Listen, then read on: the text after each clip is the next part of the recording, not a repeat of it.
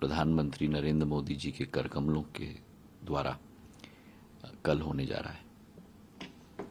ये केवल अयोध्या के लिए एक महत्वपूर्ण तिथि नहीं है, केवल उत्तर प्रदेश के लिए महत्वपूर्ण तिथि नहीं है, केवल संपूर्ण भारतवर्ष के लिए महत्वपूर्ण तिथि नहीं है, लेकिन ये अतिशयोक्ति नहीं होगी अगर मैं कहूं कि संपूर्ण विश्व के लिए एक महत्वपूर्ण तिथि है। भगवान पुरुषोत्तम राम की जन्मभूमि में आवागमन की सुविधा उपलब्ध हो पाए, ये हम सब लोगों की एक जिज्ञासा थी। प्रधानमंत्री जी का एक स्वयं का एक संकल्प था कि अति आधुनिक एयरपोर्ट, रेलवे स्टेशन, सभी आवागमन की सुविधा अयोध्या में पर्याप्त मात्रा में स्थापित होनी चाहिए। जब आप कल उपस्थित होंगे तो आप स्वयं देखेंगे कि जहां एयरपोर्ट के अंदर, विमानतल के अंदर अति आधुनिक व्यवस्था उपलब्ध है, वहीं उस विमानतल का संपूर्ण आकार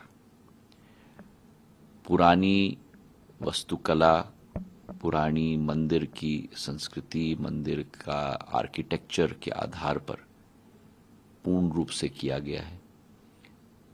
अंदर के द्वार में और संपूर्ण अंदरूनी क्षेत्र में मर्यादा पुरुषोत्तम भगवान श्री राम की पूर्ण जीवन की अलग अलग शैलियां, भारतीय कला और संस्कृति और क्षमता के आधार पर अलग अलग दृश्य में दिखाई गई हैं। पट्टिचित्र के आधार पर, राजा रवि वर्मा जी के आधार पर, और यही एक सोच, विचारधारा और आदेश प्रधानमंत्री जी का स्वतः सदैव रहा है कि अति आधुनिक व्यवस्था हो, लेकिन भारत के हर एक कोने में भारत की प्राचीन संस्कृति, भारत की प्राचीन वैभव, भारत की प्राचीन आध्यात्मिक शक्ति का स्वरूप हर एक हवाई अड्डे पे दिखे। और उसी कल्पना को और उसी संकल्प को पूरा करने के लिए हमारी कोशिश रही है। सर, अयोध्या कैसे विश्व से जुड़ेगा? क्या हम इसकी कल्पना करें कि जल्दी वो इंटरनेशनल एयरपोर्ट का दर्जा भी मिले उसे? पूर्ण निर्णय कैबिनेट के द्वारा लिया जा रहा है और मैं आपको आश्वस्त करता हूं कि पूर्ण सुविधा अयोध्या को जरूर मिलेगी। वर्तमान में 6,500 स्क्वायर मीटर की क्षेत्रफल में ये एयरपोर्ट बना हुआ है। करीब 13 से 15 एप्रन है एयरपोर्ट प्लेन्स के लिए।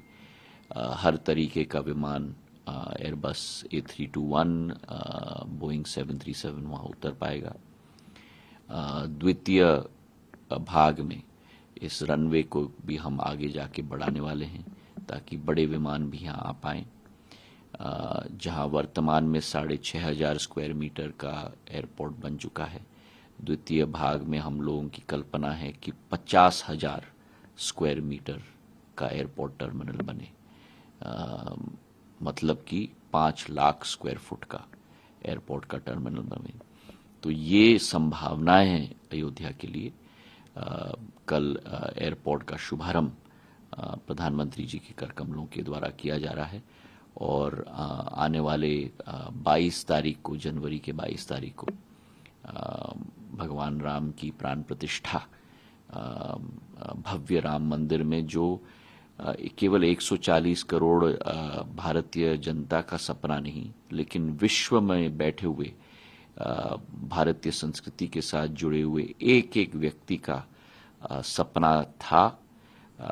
500 साल पुराना एक सपना, 5,000 साल पुराना एक सपना है और उसे अगर किसी ने साकार किया है और सपने को संकल्प में परिवर्तित करके उस संकल्प को सिद्धि तक ले जाने का एक परिश्रम अगर किसी ने किया है तो प्रधानमंत्री नरेंद्र मोदी जी ने किया है।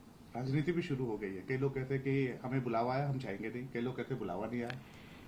ये अजीब विसंगति है। बुलाया जाए तो कठिनाई की कैसे बुलावे से कन्ना काटा जाए, न बुलाया गया तो क्यों नहीं बुलाया गया। और मुझे तो ये आश्चर्य लग रहा है कि